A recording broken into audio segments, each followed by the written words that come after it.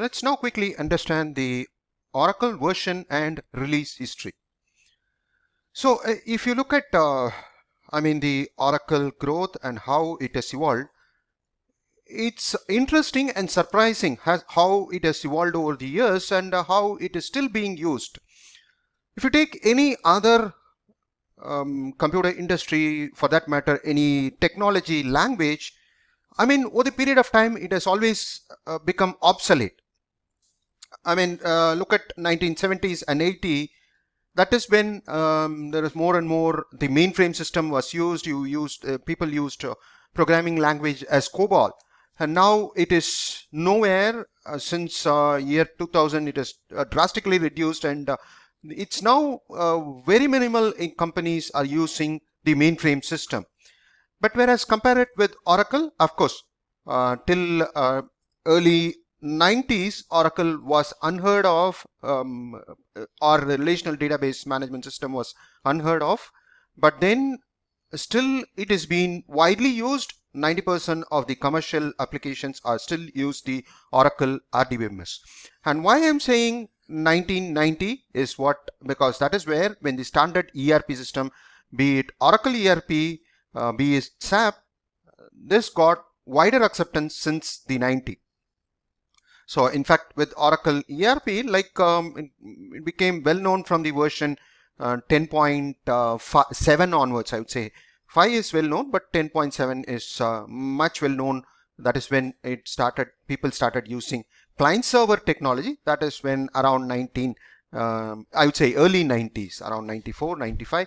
That is when it got adaptability, and then we got the Windows system, operating system, around 95, 98 is what the Windows based operating system was an independent operating system by its own. Otherwise, you need to still use the MS-DOS, and then you convert into the Windows based application system. That was the first release, that is around Windows 95.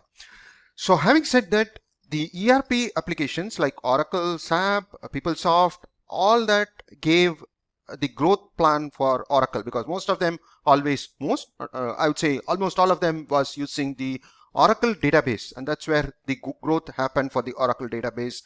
Initially it was 7, and then came the internet and Oracle 8i, because that relates to internet computing, 8i, and then came grid computing, that is with Oracle 10G, and now it is with the cloud. You see the database can be used in the cloud, and that is where the cloud plugging. So now you have concept of multi-tenancy, containerization of the database, and cloud plugging has come in with 12c, and more features are there in 19c, Oracle 19c release. So just to give a brief, what is a pluggable database? So it's basically containerization. So Oracle created a container database with concept of 12c.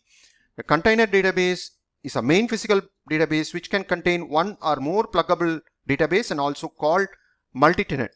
So the point is, each pluggable database is logical as a whole, but can share memory, undo, redo, archive, log. So this means some of the, based on the need, the resources can be used. So which is very essential in a kind of a cloud database, or in a cloud environment where you need to release the resources when not in use, and then you need to add resources whenever it is required.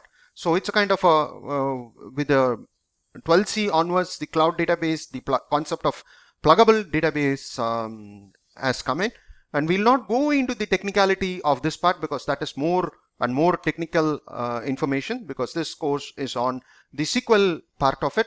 So I will not go in depth into this concept of pluggable DB. Thank you. Welcome back. So there are different ways through which you can access the Oracle SQL environment.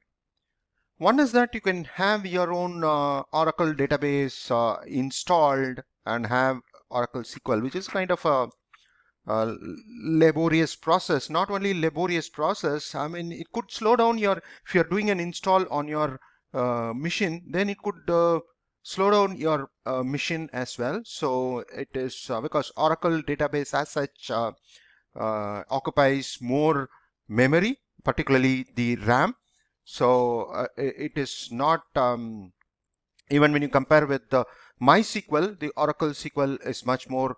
It needs much more space. Otherwise, yeah, if you're working in some organization where they have Oracle database for development purpose and which you can connect through the SQL Plus or through the SQL Developer, then you could go ahead with that.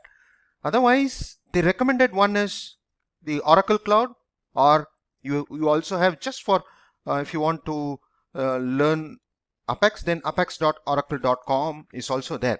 But most likely, it's just my guess because Oracle Cloud has Oracle Apex as well. Most likely, they would just my wild thought. They might make it. I mean, since Oracle Cloud already has Oracle Apex, they might decommission apex.oracle.com because it's already there in Oracle Cloud. Now, whichever ways, as of now, at this point of time, you can you can have a SQL environment from apex.oracle.com or Oracle Cloud. But the advantage of having Oracle Cloud account is that through the cloud account, you can also connect to the SQL Developer client version. Whereas with the apex.oracle.com, you will not be able to do it. So I would recommend Oracle Cloud because you can connect to the SQL Developer client version as well. So you'll feel like you are using your own Oracle environment and you can connect to through the SQL. So these are the various options. One is that you have your own environment, whether it is your own in the sense you install in your own machine, which will not be going through it. Otherwise, yes, get to the Oracle Cloud environment and you can learn more of it. And it is more interestingly, it is free of cost. Always they have the always free tier option is there, through which you can have up to 2 cloud database, the autonomous database, which is the latest version. And whenever they make changes, from time to time, they make changes through not only through the GUI, they add features even to the free tier as well. So you know what's happening. So I would recommend to go for the second option, get an account with Oracle Cloud. You can explore many things on Oracle Cloud, even with free tier. You can have, you can even learn, you can create a Linux environment and learn Linux command line commands, shell scripting, apart from learning Oracle SQL, creating the Oracle Cloud database through which you can learn the SQLs. So these are the 3 environments. So you could just think about it, and the recommended approach, as I would say, is the getting access to the Oracle Cloud environment free tier. Thank you. So now let us see about the basic operations in the database.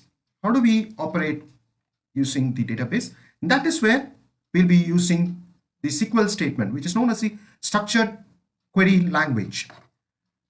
So for example, initially you need to create objects or they create tables. And why I'm mentioning about the objects is that the tables, the views, there is also something called as index, which is for the faster retrieval. Those are called as the objects. So all this, you need to use the data definition language. That is where you'll use the create statement, the alter, drop, rename, truncate, comment. These are all called the data definition language. You define because you are defining the object. You're defining the object. You are trying to modify the object. That is where it is called the data definition language. So that's the first step. In a database, you need to create the objects. So you need to have that in place. And once you have that, then you make the manipulations. So then comes the data manipulation language. That is where you have to select, suppose, or you have to insert the data into the table. You have created the data, then you insert the data, and during the business operation, you need to update the data, or sometimes you need to delete a record, an old record, you need to delete or merge. And more importantly, most of the times you have to select the data. So all this are DML statement. These are called DML, data manipulation. And all these are called the structured query language. So you have the data definition, the data manipulation, and you also have the data control language, DCL. Rarely use it, but yes, that is all part of the SQL statement. You got to grant, you got to revoke. Why do we grant or revoke? Suppose if there are two different database users and an object is present for one user, you grant the privileges to another user. These are called the schemas in the database. So you grant them so that the second person can access these objects of of a first person. So grant, you got to revoke, and there are also transactional control like commit, rollback, save point. But most common of them is the data definition and the data manipulation language. That is, you create the objects, then you manipulate it. So these are very common. Yes, as you progress, yeah, you need to have knowledge on the DCL and the transaction control as well. So now we'll get further. As we progress, we'll see more about the SQL statements. Thank you. Stay tuned.